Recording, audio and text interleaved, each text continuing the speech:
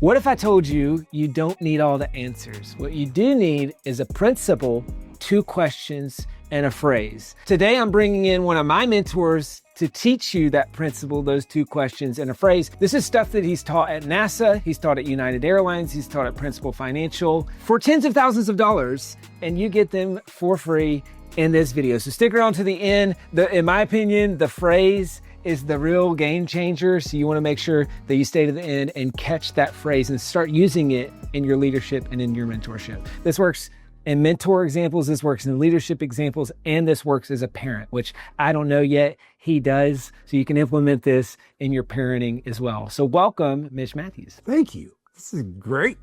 So context on Mitch. Mitch is a successful speaker, successful coach. Mitch is one of my first ever mentors. So when I dropped out of school, I moved across the country to Des Moines, Iowa. And everyone was like, why are you moving to Des Moines, Iowa? What is even up there? And I said, well, Mitch Mathews is up there and a couple other people that I know that I can learn a lot from. He's one of the first people that I met that was a professional speaker, which I didn't know that was on the menu of options. You know, when I was in school, they said, you got 5 career options. Professional speaker is not one of them. Nowhere on that list. Yeah. So I'll never forget you, Mitch, saying, hey, yeah, I got paid a few $1,000s to do a 1-hour talk. And I thought, I've been getting in trouble for talking too much since kindergarten. This sounds like a potential career path for me. So it really blazed the trail, and I've learned so much from him. And a lot of it was using some of the stuff that we're going to talk about. So Mitch, walk us through, first off, what's the principle and how did you kind of figure this stuff out? Well, I love the principle because we do get to teach these concepts to new and experienced leaders, a lot of different types of organizations. And we were literally at NASA setting up this conversation. And the leader that introduced me, you know what that's like. Sometimes a leader comes in, kind of sets you up.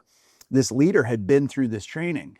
And he said to this room, literally of rocket scientists, brilliant people. He's like, guys, you're going to love this stuff because it's going to help you with your teams and it's going to help you with your teams. And what's hilarious is then he proceeded to walk to the side of the room and a hand goes up in the room. I haven't even started talking yet. And I was like, all right, we haven't even started this thing, but you got a question already. He's like, yeah, if your stuff helps me with my teenagers, could we just skip to that? Because I got some issues at home I really need some help with, which I love, right? And I said, I got you. Don't worry. And that's what I think, you know, powerful mentorship strategies are things that are going to help you to be a better leader, but they can help you be a better parent. They can actually help you be a better friend. So these tools or things can really help across the board. And it does start with this principle that we're going to talk about. The principle is to hold the person that you're mentoring, the person that you're interacting with, as capable. That's big, right? A lot of times when we're a leader, whether it's an established leader or a new leader, we feel like the way we're going to bring value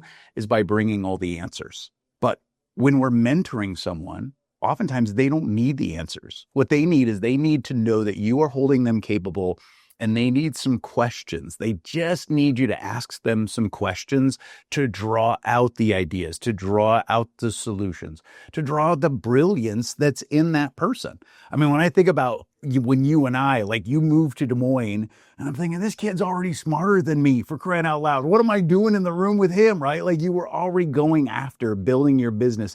You were trying new things. And I just had to come back to this principle and say, hey, all Chandler needs from me right now is for me to show that I believe in him, to hold him as capable, and to keep asking questions to help draw out the great ideas you were already thinking about experimenting with. So I say to established leaders, part of the reason that you got in this position is because you have brought solutions, you have brought strategies, you knew the answers, and that's fantastic. Continue to do that in the right spots. But when you're mentoring, when you're coaching someone, don't forget to hold someone who's capable and help draw out some of the answers that are already inside them. You know, they say the best leaders see more in their people than their people see in themselves. Yeah. So hold them as capable. Practically, what does that look like? How does that show up in the mentor relationship, maybe in the leadership relationship, or even in the teen? Right? The teen scenario, let's talk about that for just a little bit. So there are going to be times as a leader where you absolutely need to have an answer. Oftentimes, if there is a fire and someone says there is a fire, then sometimes you need to bring a solution. But you need to look for those opportunities, whether it's somebody that you're mentoring, someone that you're leading, or even your kid. Look for those situations that might be a little bit lower risk, where when they come to you and say, hey, We have a problem. I need a solution. Instead of giving them the answer, say, hey, what are you thinking about doing?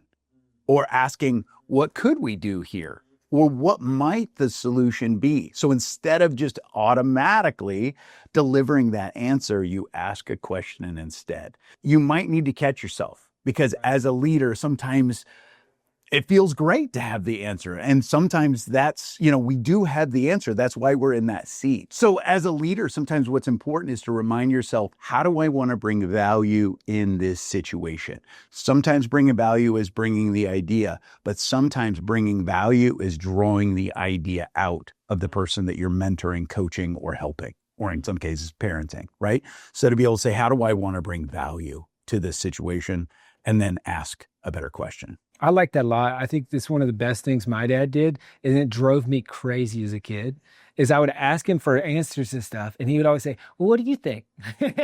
Hey, Dad, how do I solve this thing? What do you think? Walk me through it. And I'm just like, just give me the answer. But I realized when I reflected back on it, it made me learn the skill sets to answer the question. And I think in a leadership position now is one of the hardest things that I wrestle, not giving people the answers. There's this book that I love. It's called Turn the Ship Around. It's one of my favorite books of all time. He talks about how he was going to take over this ship in the Navy. And it was his first time as a captain. And he studied the ship, studied. He had all the answers. And at the last minute, the Navy changed him to be on some ship that he didn't understand. And so then he had to take over as the captain of a ship that he didn't understand. And so he said, I just walked around and asked questions and asked questions and asked questions. And then in doing that, he turned the ship around, but he created what he calls the I intend to method, which is, it's exactly what you're saying. Have people come with an intention, not asking you for the solution. And so there's kind of this joking phrase that I think I drive people crazy in my company, but they'll come to me and say, hey, what should we do here? And I'll say, you intend to what? And it drives them crazy, but it's, you intend to what? Hey, come to me with an intention so that I don't have to give you the answers. So that's the principle. What are the two questions? So I love this, and that's exactly right. And it is looking for those situations to mentor, looking for those opportunities to ask questions and draw out. But I always say that doesn't mean you can't offer ideas and solutions sometimes, right? Yeah. And so it is still one of the ways as a leader that you can bring value. It's one of the ways we can bring value even as a parent, right? Is sometimes looking for those opportunities to share a story, share a strategy, but then to follow up with these two questions. If you do decide you're going to share this story, you're going to share this strategy, follow up with these two questions. The questions are, what did you hear? And as a result, what do you want to do?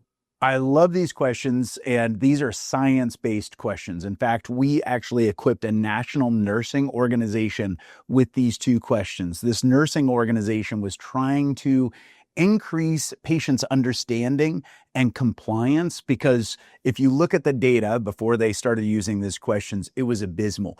Over 50% of patients, after talking with the doctor, did not understand their diagnosis and did not understand their plan of care.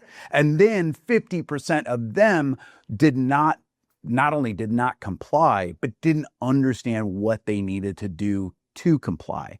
So we equip nurses with these two questions. After the doctor leaves the room, the nurses would simply ask the question, okay, what did you hear? And what do you want to do as a result of it?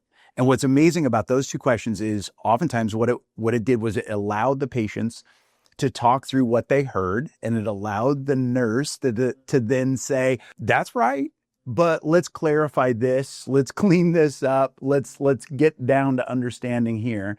But then it also got people to verbalize what they actually wanted to do.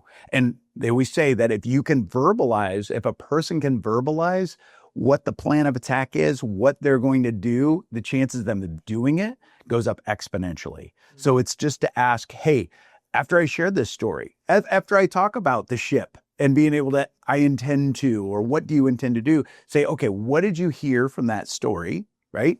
And as a result, what's something you want to start to do? And what it does is it allows you the chance to make sure they heard what you were hoping they heard, or maybe their take on it. So it gets them to verbalize the learning, but then it also gets them to verbalize their next steps, which increases the chances that they're actually going to do it exponentially. That's great. I really like that a lot. And I think even just verbalizing the next step, then it makes it super easy to, after that happens, to say, all right, cool. Can you write that out? Exactly. Absolutely. Because if somebody can verbalize it and if they can write it down, again, the chances of them actually doing it goes up exponentially, but it also helps everybody to understand what is it that they're going to do. So that increases accountability, that increases clarity, that often increases the chances of them actually getting it done. So what did you hear? Yep. And what do you plan to do as a result of this? Yep.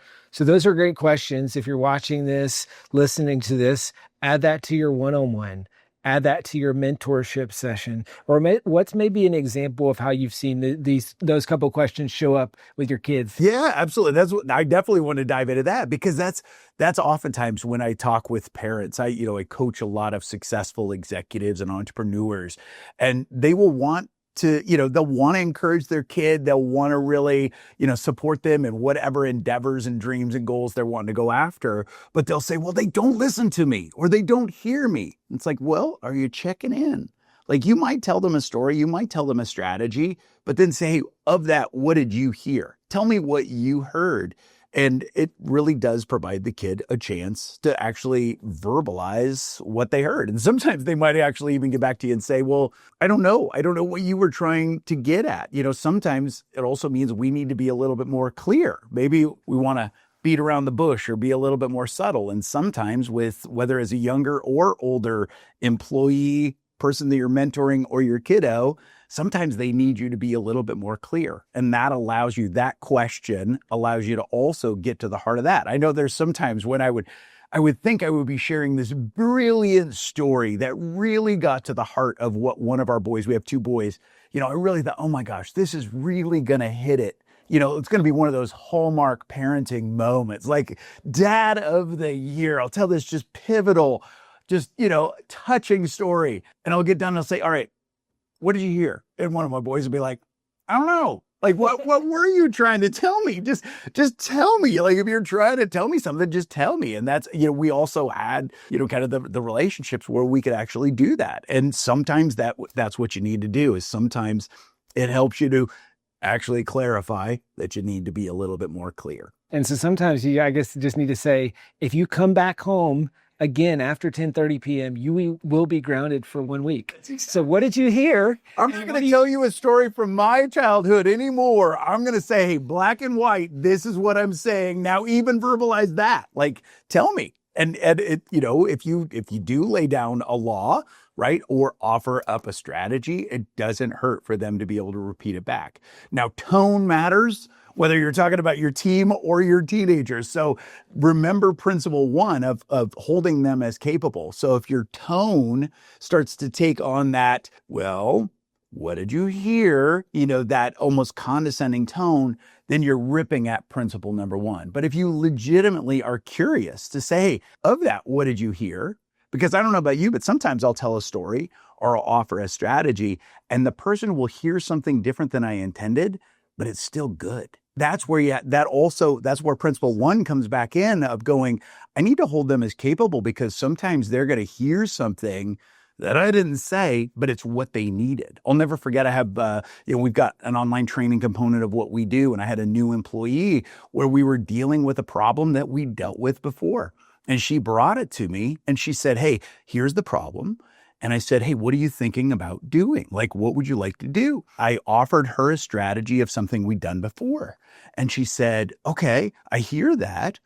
And what I hear is I'd like to try this, right? So she heard what didn't work, but she also added to it and said, well, what I'd like to try is this, a totally different strategy. Now, what I hadn't told her that we tried that before and it didn't work. It went down in flames. But me, being the awesome mentor and leader that I am, I thought, you know what? Sometimes failure is a good teacher. I'm thinking to myself, like, I'll let her try it. It's going to go down in flames. She's going to come back to me and we'll try it again. But like, hey, can you give her space to fail? And lo and behold, you probably had this happen before. She comes back 24 hours later and it was like totally working, right? The thing I thought was going to be just an abysmal failure totally worked. And whether it was timing, whether it was her trying and, doing something different or finessing it, It absolutely was the solution that we needed. I didn't think it was going to work, but I was holding her capable. I was asking no questions. What did you hear? What do you want to do? And again, the solution she came up with was a little different than I thought might work, but I gave her that space and she flew. I love it. And that's a good reminder. We're going to ask you guys those 2 questions at the end of this video. So we've got the principle, we've got the 2 questions. What's the magical phrase? Yeah. So I love working with established leaders and especially new leaders on these mentoring principles. And it's exciting. You can see light bulbs start to go off where they're like, this is powerful stuff. These are really simple tools to put in the toolbox, but they're incredibly powerful because when we start to take a mentoring approach, when we hold people as capable, when we engage them, it not only increases the innovation that's coming out of your team, it also increases a sense of loyalty, it increases engagement. So these are powerful tools, even though they're so simple. Where I start to see tension, especially in newer leaders, is the whole idea of asking questions and potentially delving into solutions that the leader doesn't have any experience with. Deep down, we unearthed that there was a fear that was bubbling up. And the fear is what if the person I'm mentoring, what if the person I'm leading comes up with a strategy or a solution I am not familiar with or that I've never tried? What if they ask me a question I don't have the answer for? And for a leader, that can be a really scary thing because, again, part of the reason why you got in this seat, part of the reason why you're the leader, heck, part of the reason why you're the parent, right, is you've brought solutions in the past. You've had the answers. But to remind yourself as a leader that's taken a mentoring approach, sometimes not having the answer is the absolute right thing. So the phrase is, if someone asks you a question, if somebody you're mentoring, somebody you're leading, somebody you're parenting, asks you a question, you go back to principle number 1, you hold them as capable. And you come with this phrase and say, I don't know the answer, but let's figure it out together. What's powerful about that is that holds them capable, but it also allows you to say, hey, I'm going to honor this idea. And yeah, let's figure it out together. And what's amazing is I think some leaders, they would try to fake it and try to kind of BS their way through an answer, even though they knew they didn't fully know the answer, didn't feel completely confident in that answer. And it was obvious to everybody in the room, right? But what's amazing is admitting you don't know, but committing to figuring out together actually increases loyalty, trust, and connection. And those are the kinds of things that keep people around. And it's the kind of thing that actually makes room for new ideas, new solutions, and exactly what you need. I love that. And I think, to your point, the fastest way to lose credibility with your team or the people that you're leading or mentoring is to fake like you know the answers and not know them. The fastest way to build loyalty and to build connectedness is through vulnerability. And just 3 simple words, I don't know. And then let's figure it out together. Now we're on the same page. We're on the same team. And I've been vulnerable in this, which, as you mentioned, builds loyalty. So let's recap. We've got the principle, we've got the 2 questions and the phrase. You want to recap it? And absolutely. So bring value by holding them as capable and asking questions as opposed to always bringing the answer. That's principle. 2 questions are, after you share a strategy or an idea, don't assume they understand, but say, hey, what did you hear? Of all of that, what's something that stuck with you? What's something that stuck out to you? And then more importantly, what's something you want to do as a result? And then the third thing is that phrase that will help you navigate new waters, new uncharted waters, is to be able to say, hey, I don't know the answer to your question, but let's figure it out together. And it's powerful. It's the things that, again, helps to build trust, credibility, and engagement with a team. And it also allows new solutions to come to the table. And it really allows your team to go to the next level. Fantastic. Great stuff, Mitch. Guys, I got 2 questions for you right now. What did you hear? And what are you going to do differently? Or what are you going to do with this? Mitch and I will be in the comments. So comment below. Let us know what you hear and what are you going to do differently as a result of this video. If you enjoyed this video, subscribe to the channel. Obviously, comment below. Let me know and let us know your takeaways. Check out Mitch. He's awesome, amazing guy doing a bunch of great work. And then the last thing I'd say is if you want to go a little bit deeper on some of these concepts, check out my videos, the I Intend To video. So if you're trying to level up your leadership, check out that video, and I'll see you in the next one.